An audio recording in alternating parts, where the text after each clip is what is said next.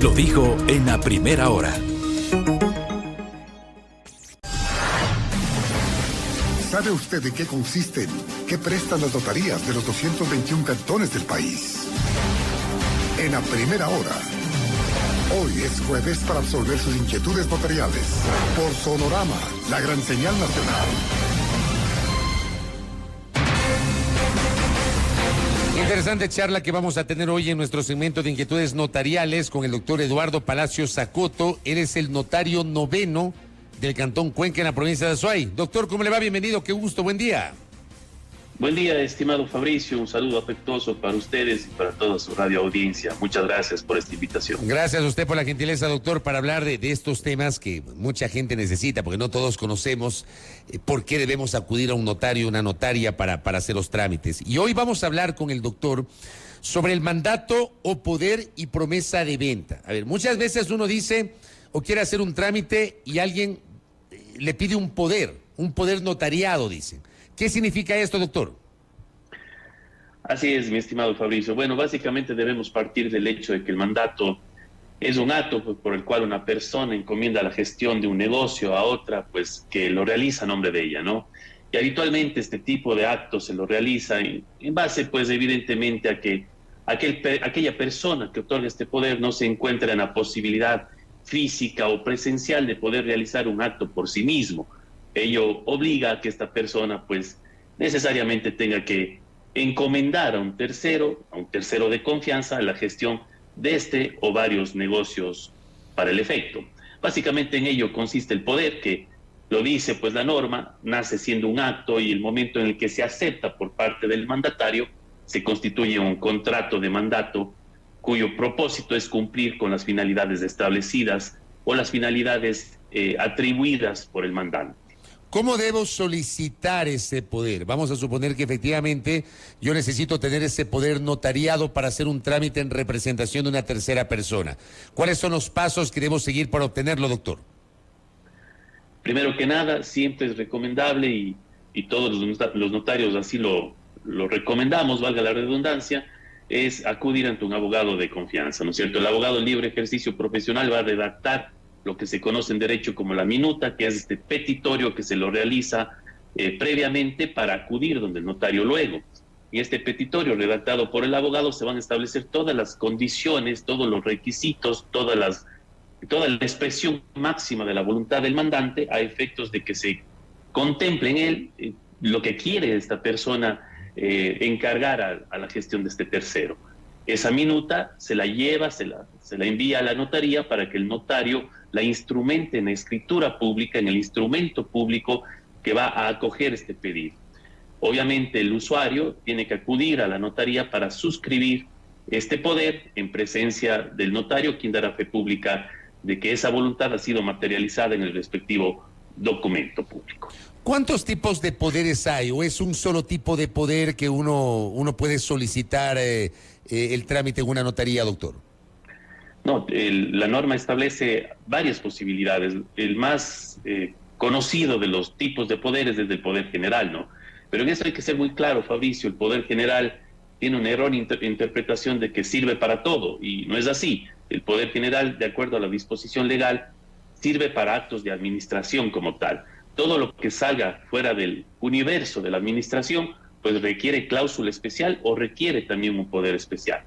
Por ello es importante anotar que no por el hecho de que sea un poder general lo que yo tengo, ya me va a servir para todo. No es así. Hay que ver cuáles son las atribuciones que constan en dicho poder general. Pero sí, en efecto, la intención, la naturaleza propia del poder general es facultarle al mandatario a que actúe en mi nombre y en mi representación para todos los actos que necesito y requieren de mi presencia. Ese es el primero, el poder general. El poder especial, como ya me refería anteriormente, sirve única y específicamente para un tema puntual. Por ejemplo, la venta de la casa. Si yo no quiero o no tengo la necesidad de otorgarle a esa persona más facultades que aquella específica a la que quiero que se ciña, pues le voy a otorgar un poder especial y ello es suficiente. En esto hay que hacer énfasis y dejarlo claro a la ciudadanía. No es necesario otorgar siempre un poder general, se lo puede hacer simplemente con un poder especial y con ello contemplo la finalidad. Y por último tenemos otro modo de poder o de mandato, que es la procuración judicial, que es aquel poder especial que lo otorgamos directamente al abogado en libre ejercicio profesional para cumplir un propósito específico, que es el de la defensa judicial o la defensa dentro de un proceso judicial. Acá nos piden que le preguntemos si es necesario o obligatorio dejar los originales, tanto el poder como la posesión efectiva en las dependencias públicas, tomando en cuenta que estos documentos cuesta sacar copias certificadas. Pregunta de uno de nuestros oyentes, doctor. No es necesario dejar los documentos originales. Recordemos que el documento original reposa en el archivo y en el protocolo notarial. Lo que el usuario se lleva de la notaría son lo que conocemos en derecho notarial como los testimonios. Esos testimonios son copias certificadas del original que reposa en la notaría. Por lo tanto, lo que el usuario tiene son los testimonios y lo que va a dejar en la dependencia es uno de esos testimonios. Siempre es importante señalar que el usuario puede hacer énfasis a la institución que requiere el poder de dejar una copia simple. No es necesario que se quede con una copia certificada. Que la muestre sí, pero que la deje como una copia simple. Sin embargo, hay instituciones que indefectiblemente requieren la tenencia del documento original o de la copia certificada, y ante ello no hay que hacer más que dejar este testimonio y luego recurrir a la notaría para obtener más testimonios del original que repose en la notaría. Tenemos en nuestra transmisión digital, además de nuestro programa de radio, nuestra transmisión digital, ecuatorianos que residen en el exterior y que, claro, preguntan, tienen esta inquietud sobre qué pasa con los poderes otorgados en el extranjero. Ante los consulados, etcétera. ¿Tienen valor, por ejemplo, jurídico aquí en el Ecuador? ¿Cómo se maneja esto, doctor? Por supuesto que sí, estimado Fabricio. Los poderes otorgados en el extranjero son plenamente válidos en el Ecuador. Existe un principio mundialmente conocido en el derecho que es locus regit actum, ¿no? Se reconoce la formalidad de los documentos otorgados en el extranjero. No podemos obviar los funcionarios nacionales las formalidades que las leyes extranjeras contemplen para el desarrollo o la creación de un documento público. Por ello, tanto el documento otorgado ante un notario extranjero, por ejemplo, tiene pleno valor legal en el Ecuador, siempre y cuando haya sido apostillado por la autoridad competente de dicho país y obviamente que dicho país sea un estado suscriptor de la Convención de La Haya. Eso respecto de los documentos otorgados por cualquier autoridad pública de otro estado.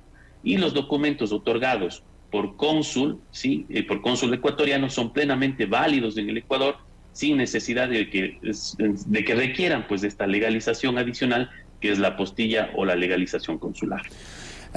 Acá tengo otra inquietud que nos escribe Juan Carlos. Dice, en el Poder General le dejé a mi familiar la capacidad de realizar trámites con bancos, pero en algunas instituciones financieras no le aceptaron el poder, solicitaron un poder especial. ¿Cuál es su respuesta sobre esa inquietud, doctor?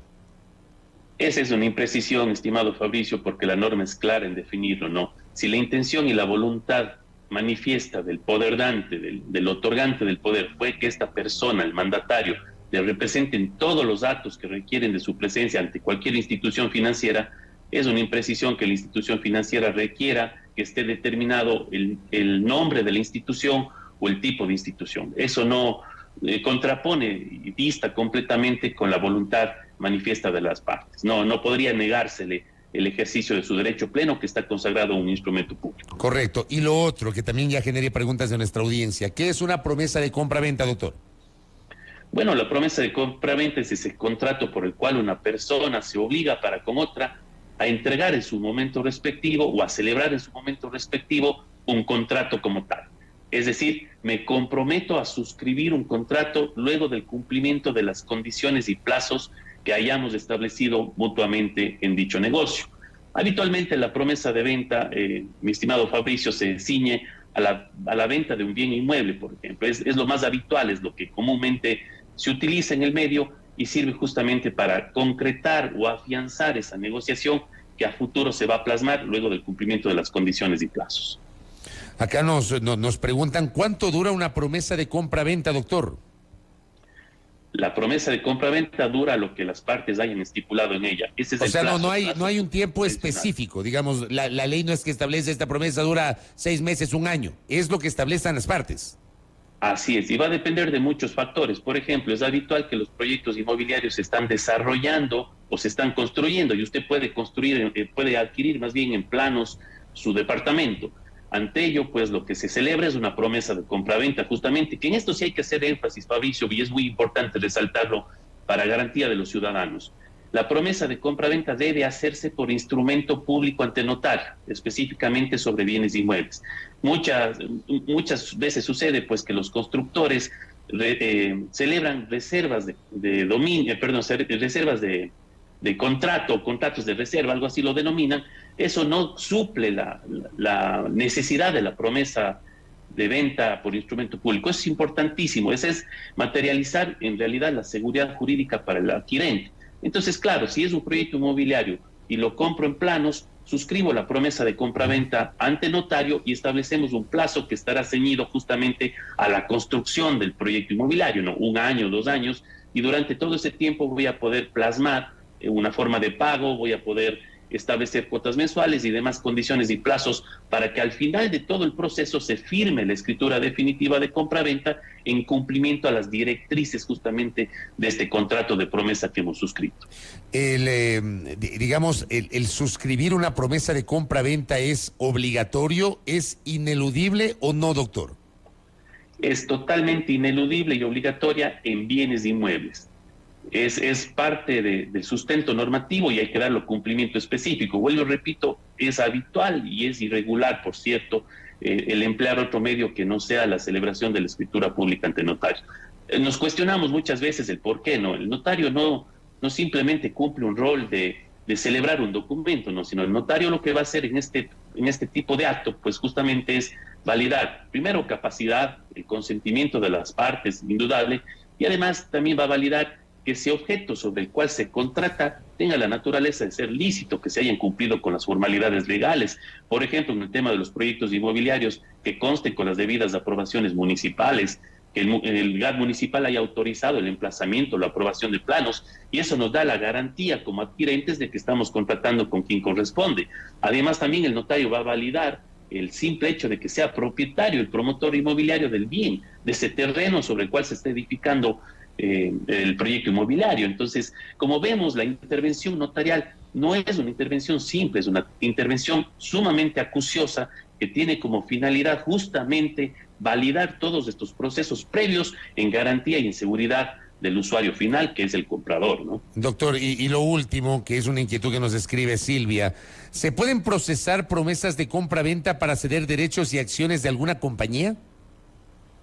Bueno, la promesa nos permite ser muy amplios en el contexto jurídico, ¿no? La promesa es de celebrar contratos. Yo me puedo comprometer, tal cual su nombre lo indica, a celebrar cualquier tipo de contrato. Entonces, no solo puedo comprometerme a transferir un bien inmueble, también puedo comprometerme a transferir un derecho, una acción que tenga sobre una compañía, sobre cualquier estructura societaria. Por supuesto que sí, yo me comprometo a suscribir un contrato, me comprometo a otorgar un contrato en pro del cumplimiento de las condiciones y estipulaciones previas que hemos pactado en este contrato de promesa. Una vez cumplido todo este proceso, se efectiviza, se materializa la voluntad con la suscripción del instrumento público definitivo. Y aquí también es importante resaltar algo, Fabricio, con el cumplimiento, o más bien, ante el incumplimiento de dichas condiciones, se establece una cláusula penal, que es la multa que debe pagar la persona que incumple o que rescinde a quien cumple o pretende cumplir con el contrato prometido. Entonces, es ineludible que una vez suscrita la promesa, es la mayor garantía para el cumplimiento de las partes. Nos vamos a sentir plenamente seguros ante el hecho de un posible o futuro incumplimiento. Correcto, doctor. Gracias por sus aportes. Nos ha explicado con maicitos estos temas tan complejos y justamente tuvimos algunas inquietudes de nuestra audiencia. Muy amable, doctor. Fabricio, un gusto, muchas gracias nuevamente y siempre presto para estar aquí en este espacio las veces que sean necesarias. Gracias, muy gentil. Al doctor Eduardo Palacios Acoto, notario noveno del Cantón Cuenca en inquietudes notariales. Primera plana, todas las noticias, todas las voces.